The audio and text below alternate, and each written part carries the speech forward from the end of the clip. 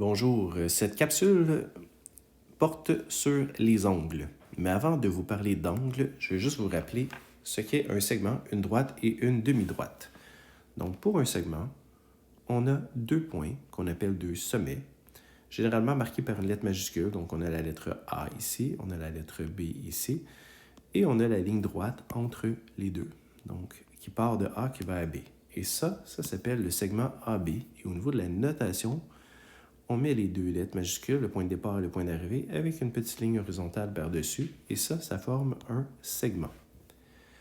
Si on parle d'une droite, on a le même point A, on a le même point B, sauf que là, dans ce cas-ci, la ligne va aller à l'infini de chaque côté.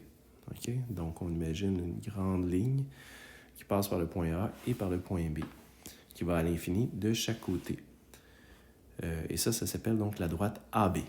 Maintenant, ce qui concerne la demi-droite, on va avoir un point de départ, exemple le point A, et là, il faut savoir dans quelle direction on s'en va. Donc, on va quand même avoir un deuxième point, le point B, mais on va prolonger à l'infini quand on passe par le point B. Donc ça devient la demi-droite AB.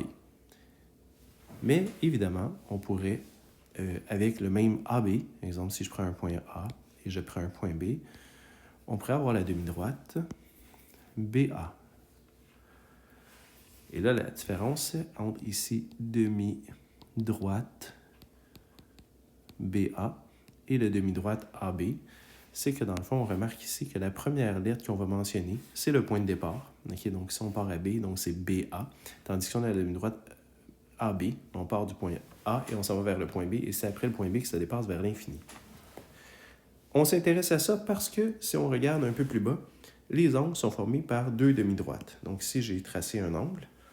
Et on a deux demi-droites qui ont la même origine, le sommet. Donc, on a aussi ici un sommet, donc le point B. Et là, on va avoir deux demi-droites qui partent de là. Et là, ça forme un angle. Okay? Donc, on a les deux demi-droites. Pour marquer l'angle, ici, vous voyez, marquage, on va aller tracer un arc de cercle à l'intérieur de l'angle, mais aussi, des fois, on colore au complet. Okay? Ça, c'est un peu comme au choix. Donc, voici comment on peut distinguer qu'on s'intéresse à l'angle. C'est qu'on va faire un petit marquage avec un cas particulier qu'on va avoir un angle de 90 degrés. Ça, ici, on a l'angle B, mais avant d'aller plus loin là-dedans, j'aimerais ça qu'on s'intéresse au degré.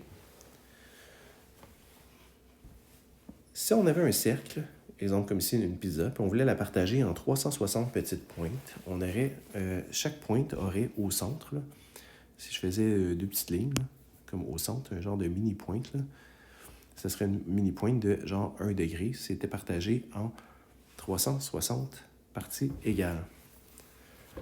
Maintenant, si on voulait savoir comme le nombre de pointes, le nombre de degrés qu'on a dans un angle, c'est ça qui nous intéresse. Maintenant, ça a l'air simple, mais pour mesurer, ici, vous voyez, on a le rapporteur d'angle. Là, j'ai fait l'angle ABC.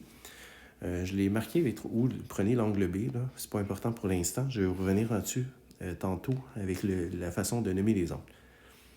Vous voyez le rapporteur d'angle, il y a comme un genre de petit croix ici, une petite croix ici à la base. Donc, on a la ligne du 0 à 180 degrés qui est croisée par la ligne ici qui part comme du 0, qui passe par le 90 degrés. Et au centre, ça fait une petite croix. C'est vraiment à cet endroit-là qu'on va mettre le sommet de l'angle. Et un des deux côtés de l'angle va être sur le 0 ou sur le 180 degrés. Okay? Sur cette ligne-là ici qui passe de 0 à 180 degrés en passant par le sommet qui est ici au centre. Maintenant, lorsqu'on va mesurer, il y a souvent des erreurs. Fait qu'il faut être comme logique, mais je vous dis, il y a des erreurs, même jusqu'à secondaire 5. Parce qu'il y en a qui vont regarder le rapporteur d'angle, puis ils vont dire, ah, la ligne, elle est ici, exemple, OK? Ils vont dire c'est 0, puis là, regardez ici. Là, il y en a qui vont remarquer que c'est ici, puis là, ils vont regarder 50-60, ils vont dire c'est 56 degrés. Mais c'est faux, parce que 56 degrés serait l'angle qui partirait de ce côté-là et qui partirait comme ça de même. Ça serait un angle de 56 degrés de ce côté-là. Mais nous, dans le fond, l'angle, il est l'autre côté comme ça. Donc, clairement, pas 56 degrés. En fait, il est plus grand qu'un coin carré, plus grand que 90 degrés, donc on ne peut pas l'avoir. Donc, c'est vraiment important d'être capable de distinguer entre l'angle qui serait ici, okay, qui passe aussi par AB, que je pourrais marquer ici de ce côté-là, où est-ce qu'on mesurait à partir de 0 une ligne comme ça. Et là, on serait entre 50 et 60 degrés. Ça serait comme 10, 20, 30, 40, 50, et on irait jusqu'à 56 degrés. Okay? Vraiment comme si on comptait comme ça, puis on s'en allait ici. Et là, on peut compter le nombre de petites barres. Par contre, de l'autre côté, l'angle qui nous intéresse, dans le fond, vous voyez, j'ai surligné ici en rose les mesures qu'on va regarder. C'est comme les mesures à l'intérieur. Donc ici, on part comme du 0 degré, qui est le 0 ici, puis on s'en va, on va tourner par là. On est rendu à 90, 100, 110, 120. Là, je m'en vais jusqu'ici. Je suis entre 120 et 130 degrés. Et là, évidemment, l'autre erreur, c'est qu'il y en a qui regardent rapidement en se disant « c'est obtus ». Et là, ils regardent le 120, puis ils se disent « c'est 4 barres à gauche ». Fait que là, ils supposent que c'est 116. Parce qu'ils comptent 4 barres à gauche du 120 qui est ici. Mais dans le fond, non. Parce que de 120, on est entre 120 et 130. Donc, c'est en allant par là qu'on va ajouter 2 degrés, ce qui va donner le 124 degrés. Voilà donc pour ça. Ou pour indiquer la mesure, on se rappelle qu'on avait le petit m pour mesure. Et là, on a l'angle. C'est sûr que si je mets mesure de l'angle B égale à 124 degrés, c'est relativement clair. Mais à partir du moment où j'ai plus qu'un angle, exemple ici, j'avais mon angle ici, en bleu, mais j'ai aussi tracé l'angle en orange de l'autre côté. C'est comme si j'avais 2 angles B, d'où la confusion. Et là, dans ce sens-là, souvent, le truc, c'est de la rajouter d'autres lettres. Exemple, là, je rajoute le point D. Fait que là, j'ai comme 2 angles. En orange, j'aurais l'angle A, B, D. OK? Je vais tracer. Si je partais du A, je m'en allais au B, puis ensuite je m'en allais au D. Ça me fait un angle qui est de ce côté-là, ce qui serait l'angle ABD. De l'autre côté, si je fais un peu la même chose, qu'est-ce que je vais avoir? De A à B à C. Donc cet angle-là, je vais plutôt l'appeler l'angle ABC. Mais là, puisque la mesure de l'angle ABC, c'est 124 degrés, vous voyez, je l'ai écrit ici en bas. Donc, on pourrait écrire la mesure de l'angle B s'il n'y avait pas de confusion, mais s'il y a une confusion, on va utiliser 3 lettres. Tout en faisant attention que la lettre du milieu est le sommet de l'angle, ici le B. Parce que dans le fond, le A et le C permettent juste d'identifier c'est quoi les demi-droites, de faire comme la forme de l'angle. Donc, si vous comprenez bien, on pourrait écrire que la mesure de l'angle ABD est égale à 56 degrés. Okay? De la même façon qu'on a fait l'angle ABC. Donc, je reviens en haut. Ah, il reste le petit symbole aussi que je voulais parler.